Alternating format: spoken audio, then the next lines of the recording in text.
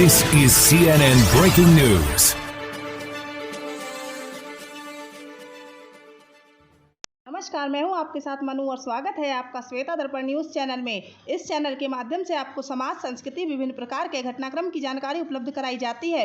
अगर आपको हमारी वीडियोस पसंद आती हैं तो हमारे चैनल को लाइक करें, शेयर करें और सब्सक्राइब करें। ब्यूरो चीफ लखनऊ से कोमल की रिपोर्ट। 18 सितंबर सतनामी पंथ के संस्थापक गुरु घासीदास जी। छत्तीसगढ़ वन पर्वत व नदियों से घिरा प्रदेश है। यहाँ प्राचीन काल से ही ऋषि मुनि आश्रम बनाकर तप करते रहे। ऐसी पवित्र भूमि पर 18 सितंबर 1756 को ग्राम गिरोधपुरी में एक संपन्न कृषक परिवार में विलक्षण प्रतिभा के धनी एक बालक ने जन्म लिया। माँ अमृतलिन बाई तथा पिता महगूदास ने प्यार से उनका नाम घसिया रखा। वहीं आगे चलकर गुरु घासीदास के नाम से प्रसिद्ध हुए। घासीदास जी प्रायः सोनाखान की पहाड़ियों में जाकर घंटों ध्यान में बैठे रहते थे। संत जगदीराम के प्रवचनों का उन पर बहुत प्रभाव पड़ा। उसके माता पिता चिंतित रहते थे उनका एकमात्र पुत्र कहीं साधु ना बन जाए। इस भय से उन्होंने अल्पावस्था में ही उनका विवाह ग्राम सिरपुर के अंजोरी मंडल की पुत्री सफूरा देवी से करा दिया। इस दंपत्ति के घर में 3 पुत्र अमरदास, बालकदास, अगरदास तथा एक पुत्री सुभद्रा का जन्म हुआ। उन दिनों भारत में अंग्रेजों का शासन था। उनके साथ साथ स्थानीय जमींदार भी निर्धन किसानों पर खूब अत्याचार करते थे।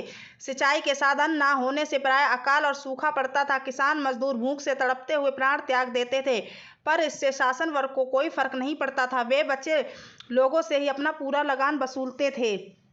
हिंदू समाज अशिक्षा, अंधविश्वास, जादू टोना, पशुपति, छुआछूत जैसी कुरीतियों में जकड़ा हुआ था।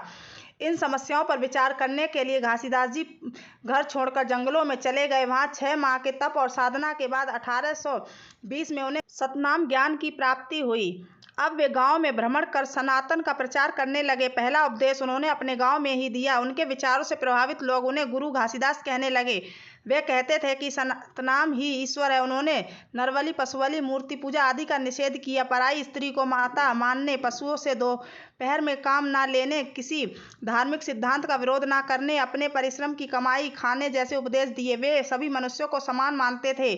जन्म या शरीर के आधार पर भेदभाव के वे विरोधी थे। धीरे धीरे उनके साथ चमत्कारों की अनेक गाथाएं जुड़ने लगी। खेत में काम करते हुए वे प्रायः समाधि में लीन हो जाते थे, पर उनका खेत जुता मिलता था। सांप के कांटे को जीवित करना, बिना आग व पानी के भोजन बनाना आदि चमत्कारों की चर्चा होने लगी। निर्धन लोग पंडों के कर्मकांड से दुखी थे। जब गुरु घासीदास जी ने इन्हें धर्म का सरल और सस्ता मार्ग दिखाया तो वंचित वर्ग उनके साथ बड़ी संख्या में जुड़ने लगे। सतनामी पंथ के प्रचार से एक बहुत बड़ा लाभ यह हुआ कि जो निर्धन वर्ग धर्मांतरित होकर ईसाइयों के चुंगल में फंस गया था, उसे हिंदू धर्म में स्वाभिमान के साथ जीने का मार्ग मिल गया। गुरु घासीदास जी ने व्यक्ति की प्रबल धारा से लोगों के नवजीवन की प्रेरणा जगाई।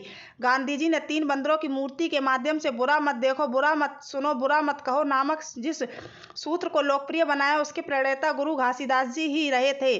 सतनाम पंथ के अनुयायी मानते हैं कि ब्रह्मलीन होने के बाद ही गुरु जी प्रायः उनके बीच आकर उन्हें सत्य मार्ग दिखाते रहते हैं। धन्यवाद।